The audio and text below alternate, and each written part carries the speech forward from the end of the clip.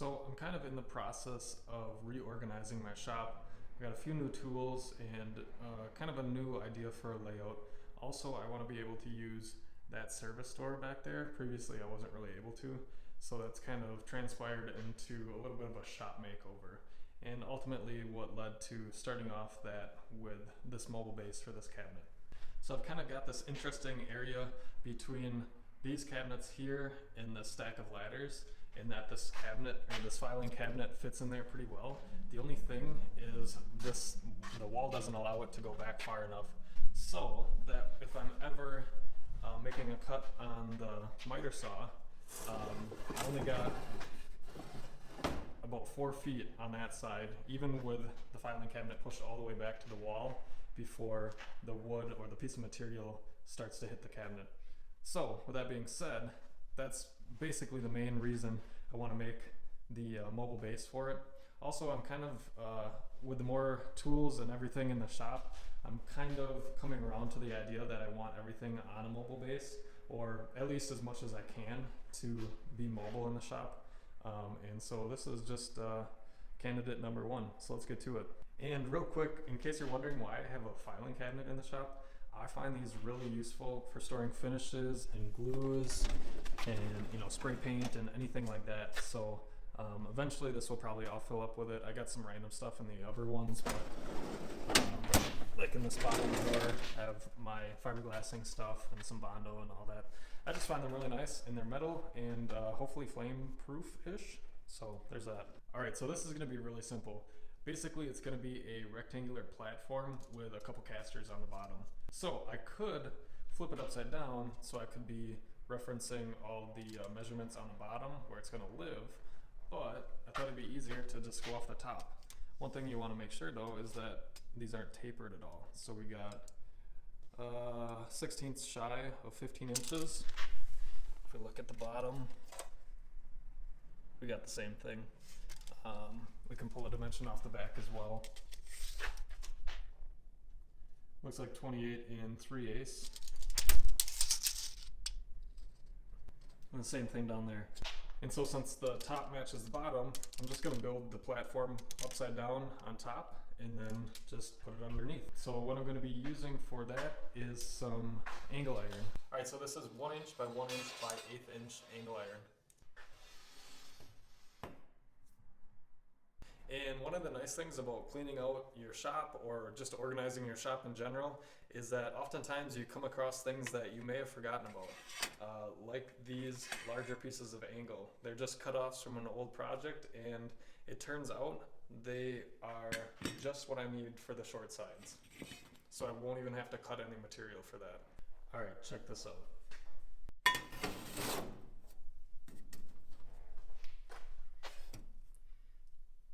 I mean, how awesome is that? All right, so this is basically all I'm gonna need. I got these 2 pieces that I lucked out on, and I got my 1 inch angle iron, and I picked up 4 casters.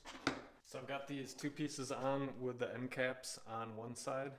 So basically for this side, I just need an piece of angle cut that will go between them. And that looks like it's going to be 25 inches on the dot. I might add 1/8 to 1/4 inch to that, just to rather have it a little bit big rather than too small. And then on this side, swing the camera over here,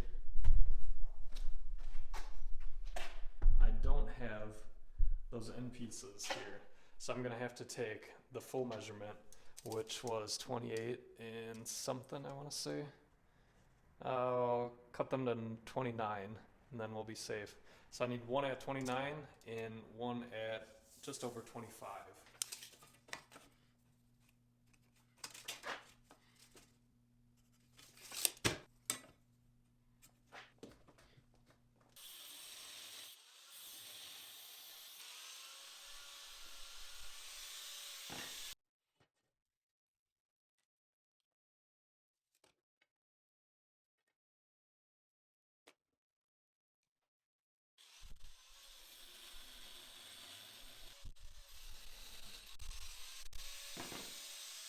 Alright, so we got our pieces cut out.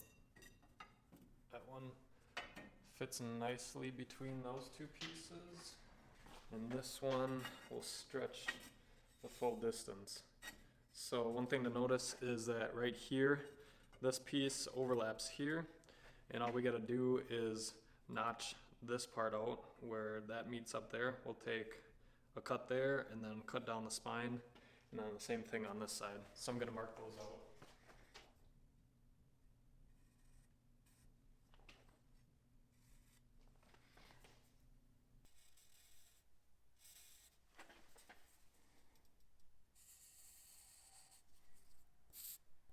So we'll cut that out on both sides.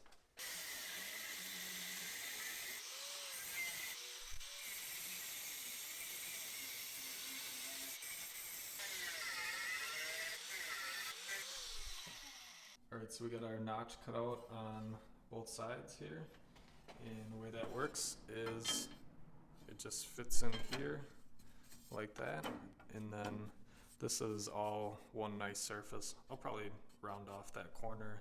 I'm not really concerned that here, let me show you, that these two sides aren't the same height. That doesn't bother me at all, as long as I got a flat surface here to mount the casters. So what I'll do next is I'll tack these all four corners together really quickly, make sure everything's square and flat, and then I can go around and do some full welds.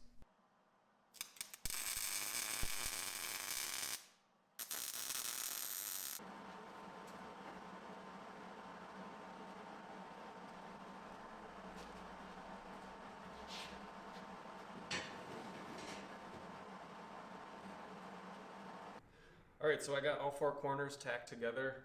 When I took it off the cabinet, it wasn't too tight and it wasn't too loose, so I'm good with the fitment there. These casters are just going to sit on all four corners like that, just sit on this thicker piece of angle iron. And I think just in the interest of saving a little bit of time, instead of bolting these to this base plate, I'm just going to weld them in place. So first, before I can do that though, I'm going to finish welding up all the corners, grind everything smooth so these casters have a flat surface to sit on.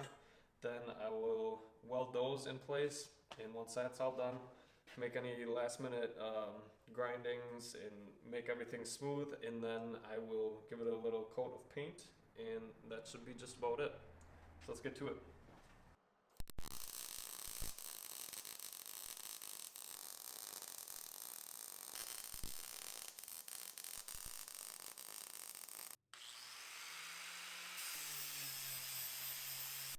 Alright, so I got all the welds on all four corners ground down.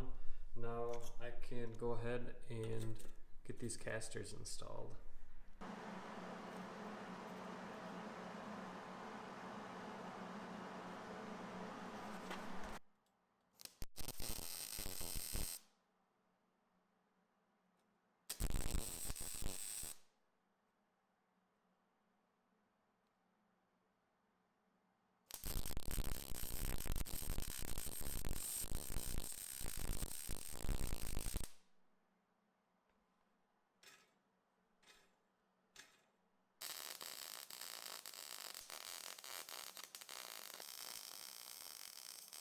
Alright, so I got all four casters welded in place. They seem to work just fine.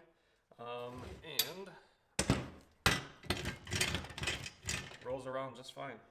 I'm going to take a little bit of a gamble. I'm just going to go ahead and finish this up by painting it before test fitting it, just because that cabinet is so heavy. I only want to put it on this thing one time. So I'm going to go ahead and paint this up, and we'll get it fitted on the bottom, and that should be a wrap.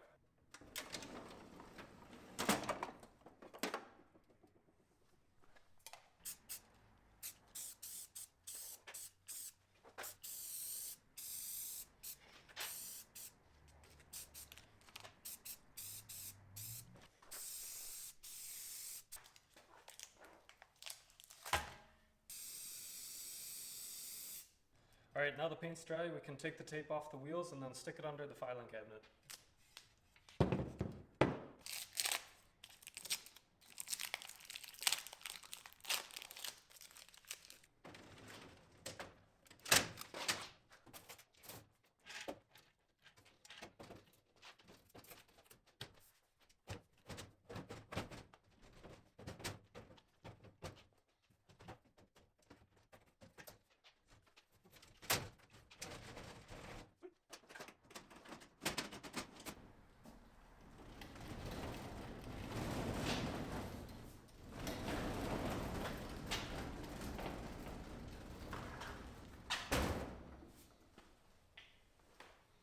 If you enjoyed this video or maybe found it helpful, it'd be awesome if you could hit that like button and maybe share it around with some other people that might enjoy it as well.